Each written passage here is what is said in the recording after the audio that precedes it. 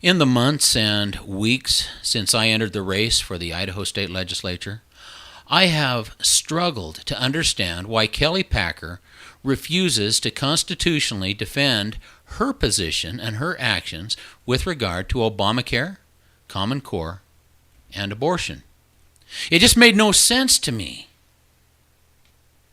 Yesterday, I finally came to understand why she feels no urgency to color inside of constitutional lines, and why she feels no need to be constitutionally accountable to me or to you. On the Facebook page of the Pocatello Tea Party, I came across a conversation that I found very enlightening. I think you will too. Ben Gregerson wrote, Obamacare is a direct violation of the 10th Amendment in the Constitution, and that is why I am shocked that Kelly Packer used the 10th Amendment to justify her vote to bring Obamacare to the state of Idaho. The Constitution does not give the federal government any enumerated power to control our health care. Therefore, the state health care exchange is a violation of the 10th Amendment. The 10th Amendment was designed to protect states' rights, and Obamacare completely violates that by forcing the states to do stuff that they want to do. Lance Earl is right about this. Thanks, Ben.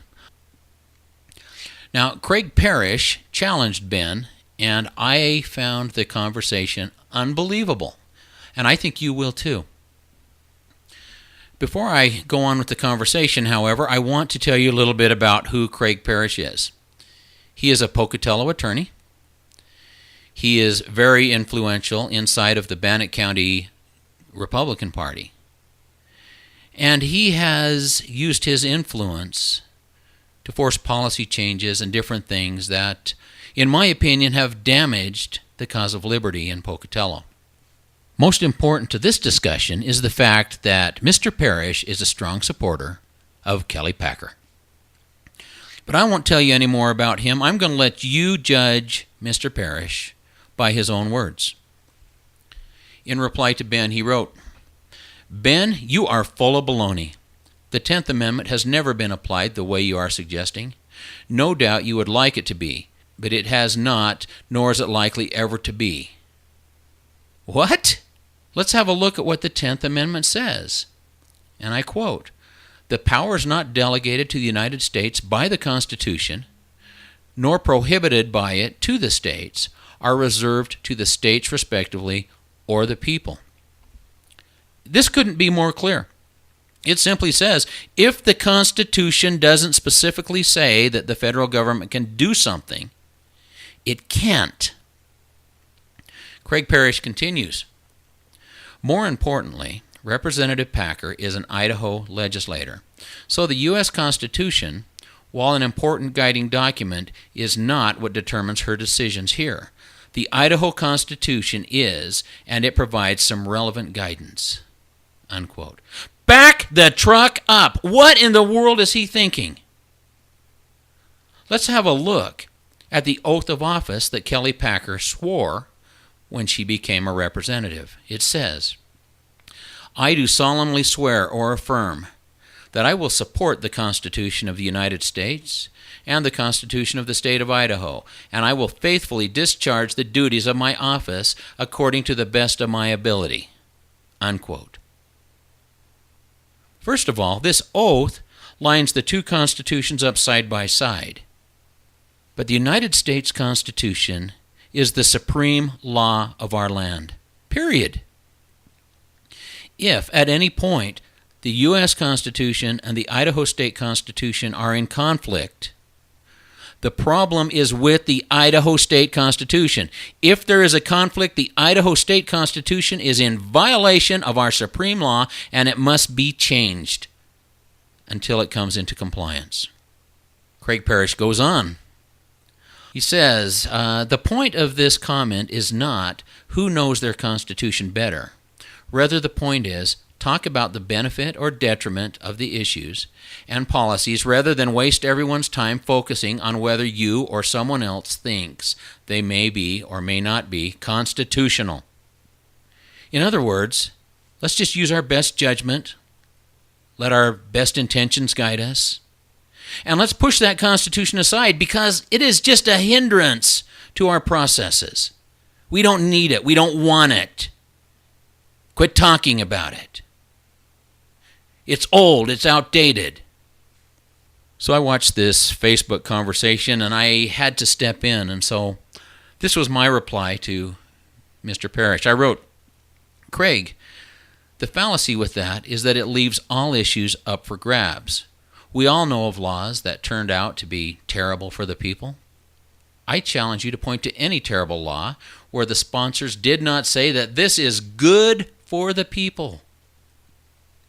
I can hear Adolf Hitler now. The final solution is good for the well-being of Europe and in the best interest of the people. How's my German? Not great. And I continue.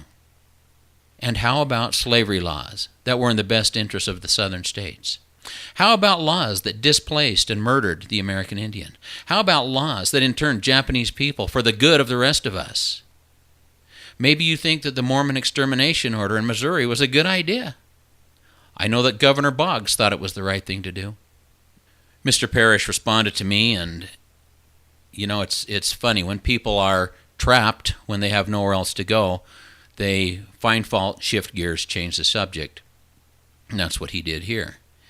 He said, any time a political discussion leads to the Hitler analogy, it is clear that all rational thought has stopped. Once again, focus on why these policies are good or bad, not whether they are constitutional, in your undoubtedly learned and humble opinion. So I mentioned Hitler, and the only people I know of, besides Mr. Parrish, who are opposed to talking about what Hitler did, are those people who say that the Holocaust never happened. Skinhead. What happened in Germany happened. It can happen again. And these other laws that I spoke of, by stating that all rationality is gone after I mentioned Hitler, he doesn't have to discuss slavery or Indians or Mormons or Japanese. He can just throw those all off the table as irrational nonsense. And then, of course, he concluded one more time, get the Constitution out of my way and let me do what I want to do. Now I understand why Kelly Packer refuses to be constitutionally accountable to me. You see, she has like-minded friends. She doesn't have to worry about the Constitution because they aren't worried about the Constitution. And she's counting on these people to vote for her in their own self-interest. She's counting on these people to offer soft words and a ready hand to those who are ignorant. She's counting on that ignorant vote to win her the re-election. Other men spoke about this same issue. I think it would be good to hear from them now. Here's one. Good intentions will always be pleaded for every assumption of authority. It is hardly too strong to say that the Constitution was made to guard the people against the dangers of good intentions. There are men of all ages who mean to govern well, but they mean to govern. They promise to be good masters, but they mean to be masters. Daniel Webster said that. Here's another. In questions of power, then, let no more be heard of confidence in man, but bind him down from mischief by the chains of the Constitution. Thomas Jefferson. With regard to Obamacare, Kelly Packer has stated that there is nothing we can do. She blatantly disagrees with Webster and Jefferson. It is also evident that she is at variance with Washington, Madison, Franklin, and the list goes on. I promised someone that in this podcast I would discuss actions that we can take against Obamacare versus the nothing that Kelly Packer espouses. Obamacare was created in defiance of Article 1, Section 8 of the Constitution and in defiance of the 10th Amendment. So we sue over that. Justice Anthony Kennedy and 3 conservative justices denounced the majority opinion of Justice Roberts. They stated that it was an effective rewrite of Obamacare legislation and that Roberts accepted feeble arguments from President Obama's attorneys.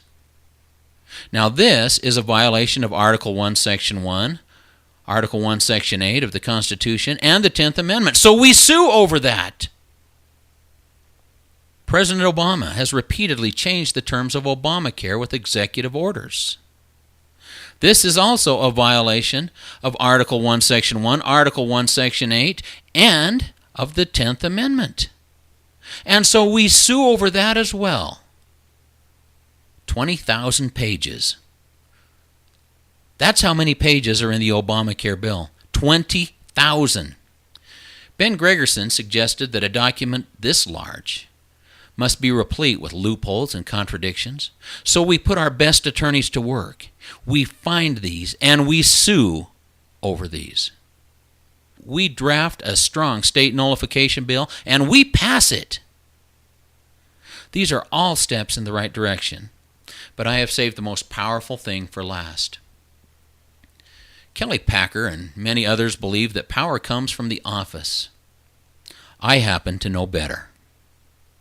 We are each just grains of sand on the shores of liberty. When you send me to Boise, I will still be a single grain of sand. Power does not come from the office, but it rests in each one of us.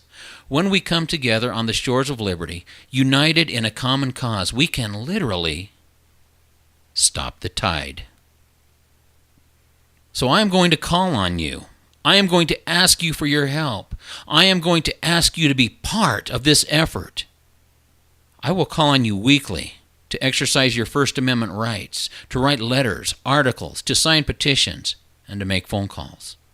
I will call on you monthly to peacefully assemble so that our united voice will be heard.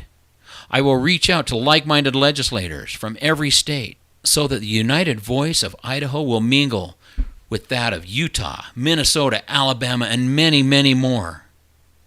In short, when the powers that be sweep the Constitution aside for any reason, I will leave no stone unturned as I search for the rightful remedy. When bills or other issues come before me as a legislator and I have questions or concerns, I will create another podcast just like this one. I will explain to you why I am concerned. I will explain to you why I am uncertain. And I will ask you for your advice. Together, we will reason. Together, in the light of the Constitution, we will examine the issues and we will chart our course. So the question, I suppose, is, where will you stand? Will you stand with Packer and Parrish and others who would sweep the Constitution aside because it hinders their good intentions? Or will you stand with me and with Jefferson, Webster, Franklin, Washington, Madison, Paine, and Adams? Will you stand with the Constitution of the United States? As I said, I will ask something of you every week. That begins today. This podcast must go viral. I am calling on you to forward this to everyone you know, every acquaintance. Post it on Facebook, on Twitter, LinkedIn, and others. The tide is slowing. All we need are a few more willing grains of sand. Thank you so much for everything you do. I'm Lance Earl. I'll see you soon.